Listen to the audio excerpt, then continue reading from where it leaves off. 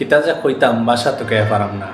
যেই দিন আল্লামা সাইদি সাহেবরে ছাত্রদলের কিছু কুলাঙ্গার ছেলেরা ব্যঙ্গচিত্র বানাইয়া সেই ছবির মধ্যে তারা জুতা পিটা করছিল, লাঠি পিটা করছিল, ওই দিন রাতেই শেষ পর্যন্ত ওই ছাত্রদলের মধ্যে একজন নেতা তিনি তার নিজের ভুলটা বুঝতে পারছেন, নিজের আত্মসমালোচনা করিয়া নিজে অপরাধী হিসেবে গণ্য করতে পারছেন। এই হিসাবে তাই ফেসবুক লাইভে আইয়া মুসলিম উম্মার কাছে ক্ষমা চাইছেন, আল্লাহর কাছে ক্ষমা চাইছেন এবং পরবর্তীতে তাই এই ধরনের আর ভুল কর্তা না করিয়া অঙ্গীকার করছেন। এখন আল্লাহ পাক রাব্বুল আলামিনে যেহেতু তাই নিজের ভুলটা বুঝতে পারছেন, তাইনে মাফ করে দিতে আল্লাহ। তবে আরও যারা এই কাজে জড়িত আছিল তারারও যেন আল্লাহ পাক রাব্বুল আলামিনে হেদায়েত দান করেন, তারাও যাতে নিজের ভুল বুঝিয়া মাফ চায় আল্লাহর কাছে, মুসলিম উম্মার কাছে যাতে মাফ চায়, আল্লাহ পাক রাব্বুল আলামিনে তারার এই তৌফিক দান কর্তা।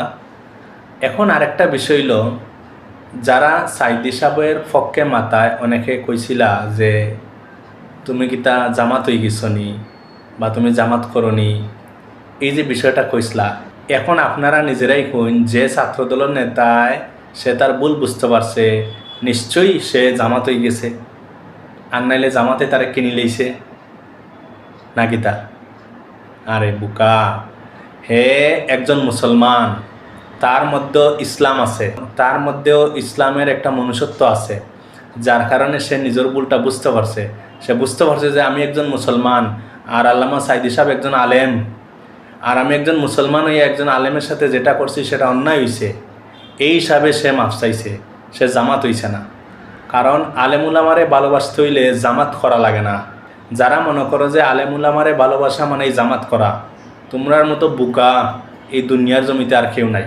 তার মানে কিতা জামাত মানে কিতা মুসলমান নি, আর জামাত ছাড়া কিতা মুসলমান নাইনি? বুকার বাচ্চা আকল। কখনো সময় আছে, আলেমুলামারে ভালোবাসতে শিখো, হক পথে থাকার চেষ্টা করো, দল করো সমস্যা নাই, তোমার দল তোমার কাছে ভালো, যার যার দল যার যার কাছে ভালো, তাই বলে তোমার দলে অন্যায় করলে সেই অন্যায় কিতা তুমি স্বীকার করতে না নি? তুমি কিতা একবার অন্ধভক্ত হয়ে যেতে নি? তোমার ইসলাম রে, তোমার কোরআন রে কিতা তুমি বলি লিতে নি? কোরআন হাদিস বলি লিতে নি? আলেমুলামা তো অবশ্যই নবীদের ওয়ারিস, আর তাদেরকে ভালোবাসা মানেই নবীদেরকে ভালোবাসা। এগুলা জানো, বুঝো, তারপর মানুষের নিয়ে মন্তব্য করিও।